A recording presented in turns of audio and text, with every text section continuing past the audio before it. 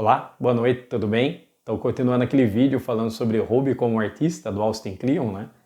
Eu queria pegar mais alguns conselhos que eu achei interessante daquele livro e como eles têm me ajudado, né? Um desses conselhos é para você ter um arquivo de ideias de inspiração, né? Que ele fala lá, ó, tenha papel e caneta, anote pensamentos, observações, ideias, tire fotos e anote as citações. Então, um vídeo que eu fiz, vou até colocar aqui nos cards, né? Que eu falo lá do sistema do criador do ChatGPT, do Sam Altman, né? O Sam Altman, ele faz o seguinte também, ele segura um caderninho, né? Ele pega esse caderninho e em cada folha ele anota apenas uma ideia, apenas um insight, apenas uma citação, né? E chega no final do dia, ele arranca essa folha e ele vai processar essa folha, né? Aí no caso dele, eu acredito que ele lance em notas no computador e tal. Tem N aplicativos que fazem isso, né? Obsidian, Notion, tem vários, né? E o que eu faço? Eu sigo esse princípio, né? Misturando, né, o do Austin Kleon, né? De sempre anotar tudo junto com o do Sam Altman, né? Eu faço o quê? Eu tenho um caderninho pequenininho, eu ando com ele, eu crio essas anotações ao longo do dia, né? Pode ser um insight que eu tive de um livro, né? Pode ser alguma coisa que eu vi, uma citação num vídeo, alguma coisa. E aí eu pego depois à tarde e eu coloco nos meus cartões, né? Seguindo bem aquele conceito do Zettelkasten, né? Que é da caixa de notas, né? Do Niklas Luhmann, né? E isso é muito importante, né? Porque olha só que ele fala, ó. Então nós pegamos todos esses cartões, pegamos todas essas informações, né? Nós colocamos nesse registro de furtos e olha só que ele fala. Ele fala, né? Coloque no arquivo de furto, ou seja, às vezes nós não vamos fazendo nada com aquela anotação naquele momento, mas elas estão nos nossos arquivos de furto, ela está lá guardada quietinha. E aí olha só o terceiro passo. Precisa de inspiração? Abra o arquivo de furto. Olha só que interessante, foi exatamente isso que eu fiz hoje, né? Eu estava mexendo na minha caixa, né? Estava mexendo nas minhas anotações. Aí, por coincidência, achei essa nota. Falei, poxa, eu não falei desse livro ainda. Acho que eu vou comentar sobre ele. Então, você viu? Só o fato de ter um arquivo de furto já me ajudou demais nisso aí, né? Até, por exemplo, imagina que você trabalha com processos criativos, né? Imagina se, por exemplo, trabalha com processos criativos, principalmente que trabalha na área de design, na área de arquitetura, tudo, né? O que pode ser feito, né? É pegar essas referências, colocar todas elas dentro de um arquivo só, seja numa pasta do computador, seja nas notas físicas mesmo, né? E aquilo ali vai ser o seu arquivo de furto, né? E sempre que você precisar de uma inspiração, você vai lá e tira algo daquela pasta, né? Então vamos pegar um exemplo, né? Um exemplo que eu gostei bastante foi do livro Segundo Cérebro. É muito bom esse livro. E lá no livro Segundo Cérebro, ele cita o exemplo de uma coreografista chamada Tayla Twarp. A Tayla Twarp, ela tem uma caixa. Então sempre que alguém, por exemplo, vai contratar ela para fazer, por exemplo, uma coreografia de dança, ela vai pegando referências, né? Quem que é a pessoa, o que que ela faz, com o que ela trabalha, qual que é o mote da empresa, qual que é a paleta de cores, ela vai jogando tudo dentro daquela caixa, tudo dentro daquela caixa. E aí na hora de desenvolver a coreografia, ela vai pensar que música combina com essa empresa, que paletas e cores combina com essa pessoa, tal. E ela começa a pegar naquela caixa dela as referências que ela precisa, né? Então, note, nada mais é do que um arquivo de furtos, né? Ela vai colocando várias referências lá e depois ela vai tirando conforme a necessidade. Então, nós podemos fazer isso, né? Podemos ter o nosso arquivo no computador, podemos ter o nosso arquivo de notas, podemos anotar no nosso caderno, né? Mas o importante é que seja um local que nós possamos colocar essas informações e depois nós podemos buscar ou pensar ela com facilidade, né? Beleza. Outra coisa que eu achei interessante, né, que ele fala também sobre procurar um mentor e também fazer um aprendizado maior, né? Então olha só, procure um mentor, um criador, consuma tudo sobre ele, depois procure 3 mentores que ele amou, descubra tudo sobre elas, né? Eu comecei a aplicar isso lendo os livros do Ryan Holiday, né? Eu gostei muito dele, né? Porque ele tem uma pegada de filosofia estoica, os livros dele são muito bons, né? E ele é um escritor muito prolífico. E eu percebi depois, ou melhor, fui investigar depois, e ele também trabalhou e foi ensinado pelo Robert Greene. Aí eu comecei a pesquisar coisas do Robert Greene também, né? Então é muito interessante isso, porque nós pegamos a nossa referência, depois a referência da nossa referência, e nós vamos subindo, né? E aí nós começamos a entender como que certas malhas, né? Certas formas de pensamento, elas são criadas, né?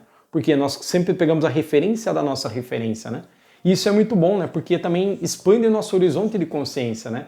Porque antes nós tínhamos a opinião da pessoa A, agora nós temos a opinião da pessoa A e da pessoa B. Elas podem ser ligeiramente diferentes. Vou pegar um outro exemplo. O Carl Jung ele estudou com Freud. E o Freud acreditava que o Carl Jung ele ia seguir a estrutura de tudo que ele havia ensinado, só que não.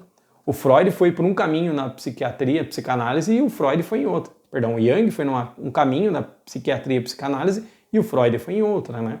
Mas nota, então quando nós estudamos, por exemplo, sobre Carl Jung, depois vamos direto para o Freud, nós temos duas formas de pensamento totalmente diferentes, né? E aí nós vemos pontos e contrapontos, né? E nós podemos comparar com a realidade.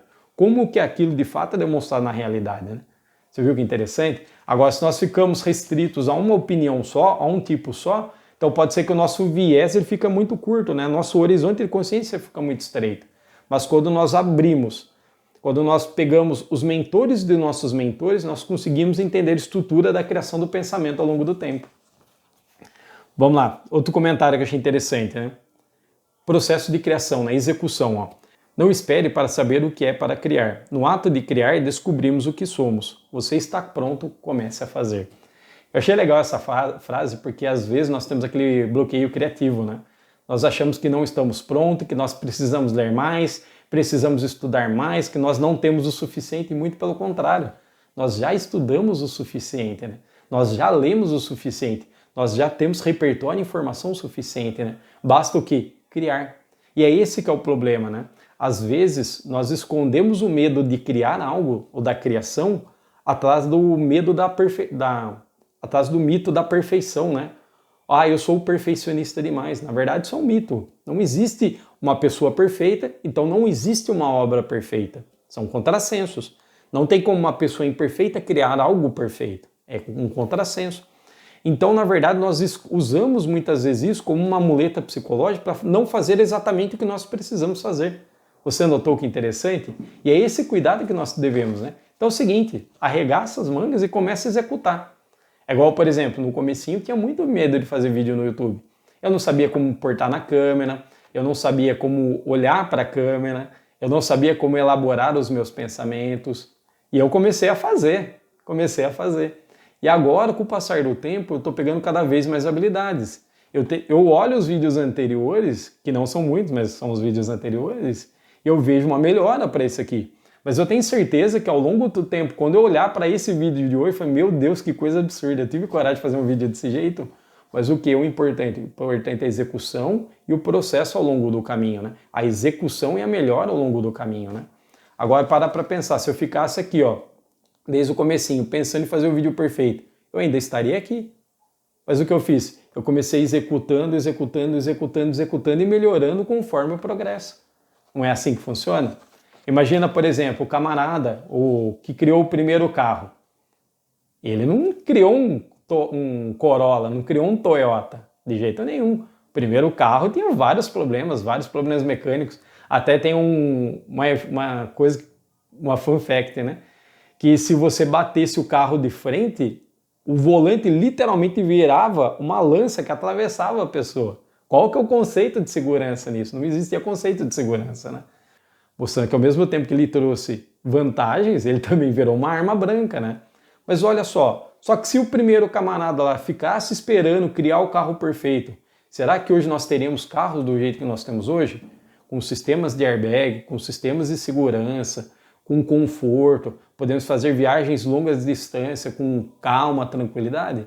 De jeito nenhum, né? Então nós temos um processo de iteração, né? Nós criamos, nós executamos, nós temos o feedback se está bom, se está ruim, nós melhoramos e executamos de novo, né? E nós vamos fazendo esse ciclo.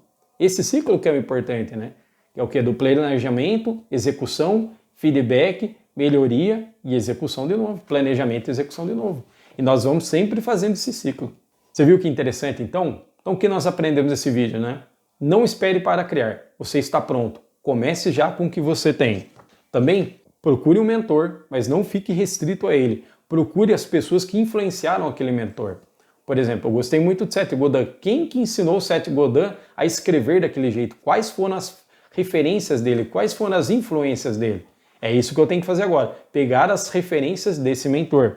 E terceiro, tenha sempre um papel e caneta na mão. Sempre use o papel e a caneta na mão para pegar as suas anotações, seus pensamentos, seus insights, coisas que você vê em livros e coisas que você vê em filmes e em vídeos. e depois guarde isso aí num arquivo de roubo e sempre que você precisar de uma ideia, você retire ela. Então, gostaria de agradecer por ter assistido esse vídeo até o final. Por favor, deixe seu like, comenta, é muito importante para aumentar o engajamento no canal. E por favor, deixa aqui embaixo para mim um comentário.